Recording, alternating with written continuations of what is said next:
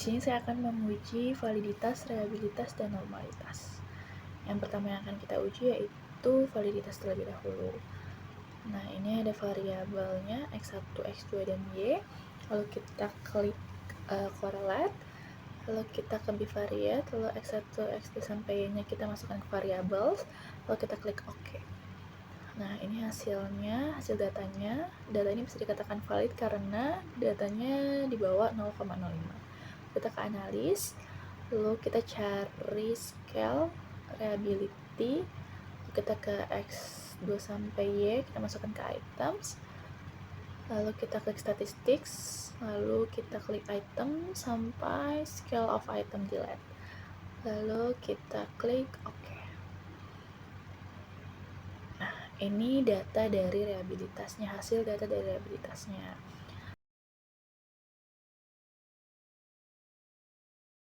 Lalu kita klik analis ke regression, lalu ke linear, lalu kita ke x1 sampai x2 nya masukkan ke independen, y nya masukkan ke dependent. Lalu kita klik save, lalu kita ke understand lalu kita klik OK. Lalu kita klik lagi analis, lalu kita ke non parametric test, lalu kita regresi dialog, lalu kita sampel KS. Nah, understand-nya kita masukkan ke test variable list, kita ke OK. Nah, ini hasil dari normalitasnya. Data normalitas kita itu 0,200, yang dimana datanya lebih dari 0,05 bisa dikatakan normal.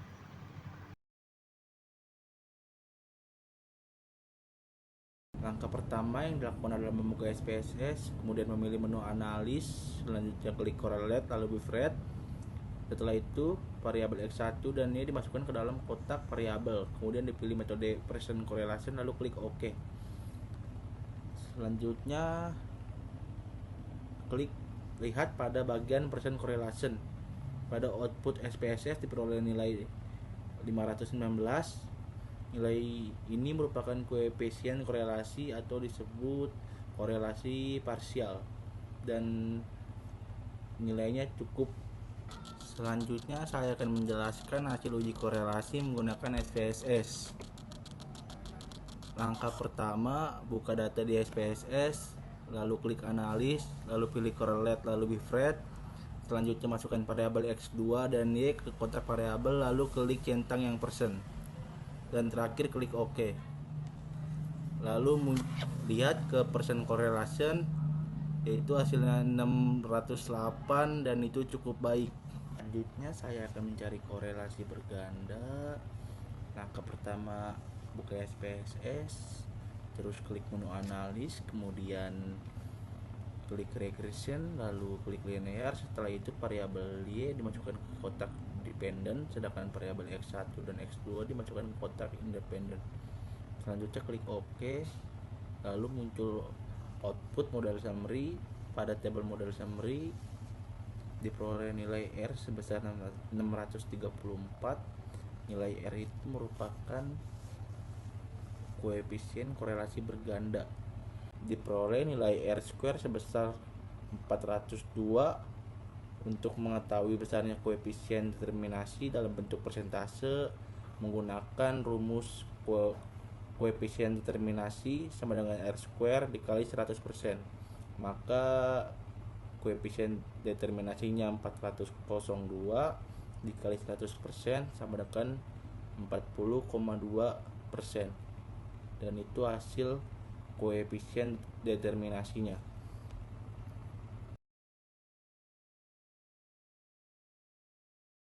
Untuk melakukan regresi linear sederhana, caranya kita klik analis, kemudian kita klik regression, klik linear, kemudian kita pindahkan variabel x1 ke independen dan variabel y ke dependen. Kemudian kita cek statistik, kita checklist model fit sampai dengan correlation diagnostic, dan checklist juga Durbin-Watson.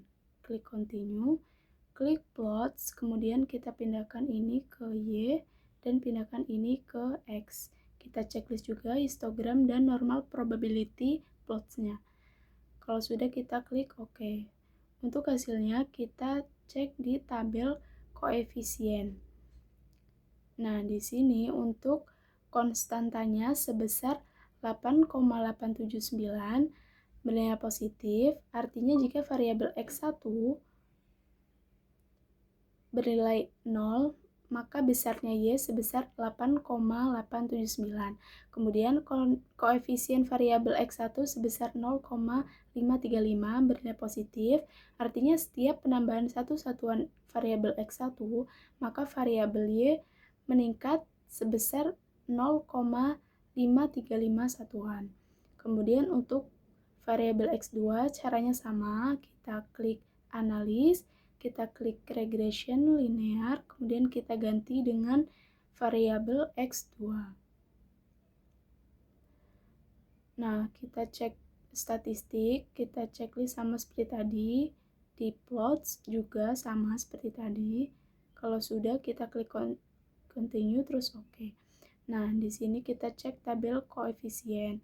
Untuk konstantanya di sini 8,092 bernilai positif, artinya jika variabel X2 bernilai 0, maka besarnya Y adalah 8,092. Kemudian koefisien variabel X2 sebesar 0,504 bernilai positif, yang artinya setiap penambahan satu satuan variabel X2, maka variabel Y akan meningkat sebesar 0,504. Kemudian untuk hipotesis uji T, caranya kita klik analis, kita klik yang comparements, kemudian kita klik one sample t-test. Kita pindahkan variabel X1, X2, dan Y ke tes variabel, kemudian kita klik OK. Nah, untuk hasilnya kita cek di tabel one sample test. Di sini untuk variabel X1, untuk T hitungnya sebesar 92,095 dengan side to toiletnya 0,000. Karena side kurang dari 0,05, maka HU ditolak. Artinya, rata-rata X1 berbeda signifikan dari 0. Kemudian variabel X2, di sini T hitungnya sebesar 84,201 dengan side to toiletnya 0,000. Karena psi kurang dari 0,05, maka HU ditolak, yang artinya rata-rata X2 berbeda signifikan dari 0.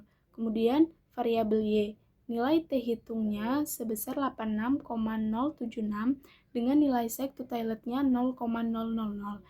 Karena psi kurang dari 0,05, maka HU ditolak, yang artinya rata-rata Y berbeda signifikan dari 0.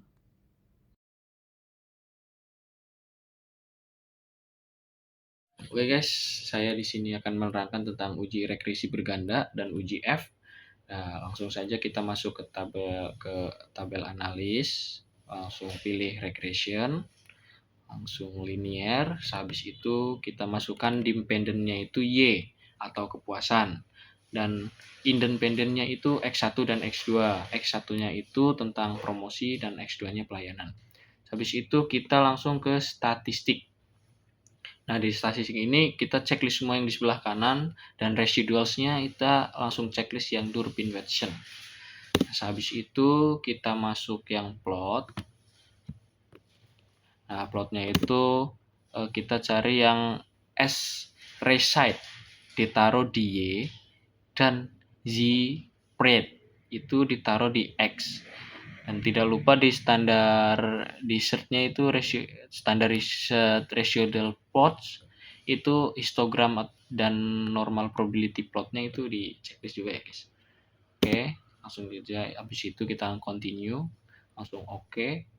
Habis itu muncul hasilnya, dan kita cari, kita langsung menuju ke tabel koefisien. Nah, tabel koefisien ini hasil dari uji regresi berganda. Nah, hasilnya itu X1 dari promosinya itu 0,239 ya untuk standard sheet-nya.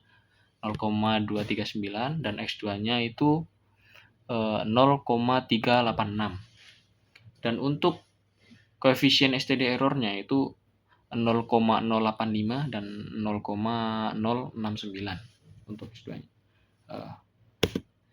Nah, di sini kita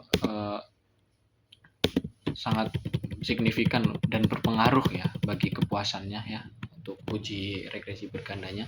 Hasilnya itu sangat berpengaruh bagi kepuasan.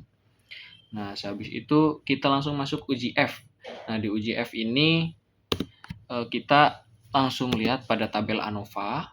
Di tabel ANOVA-nya itu kita langsung lihat yang F dan sigma dalam tabel ANOVA ya guys. Langsung kita lihat F dan sigma. Nah, di situ F-nya itu atau regressionnya hasil uji F-nya itu punya di sini 47,459 atau bisa dibilang sangat berpengaruh signifikan bagi kepuasan ya guys, sangat berpengaruh signifikan. Dan sigmanya itu 0,00 atau bisa lebih kecil dari 0,05 ya guys. Lebih besar lebih besar dari 0,05, maka H0 ditolak dan HA diterima, atau yang artinya itu promosi atau X1 dan pelayanan atau X2 secara bersama atau simultan yaitu berpengaruh terhadap kepuasan atau Y. Dengan demikian, model regresi yang digunakan sangat layak untuk menjelaskan hubungan antara variabel promosi dan pelayanan terhadap kepuasan. Gitu. Terima kasih.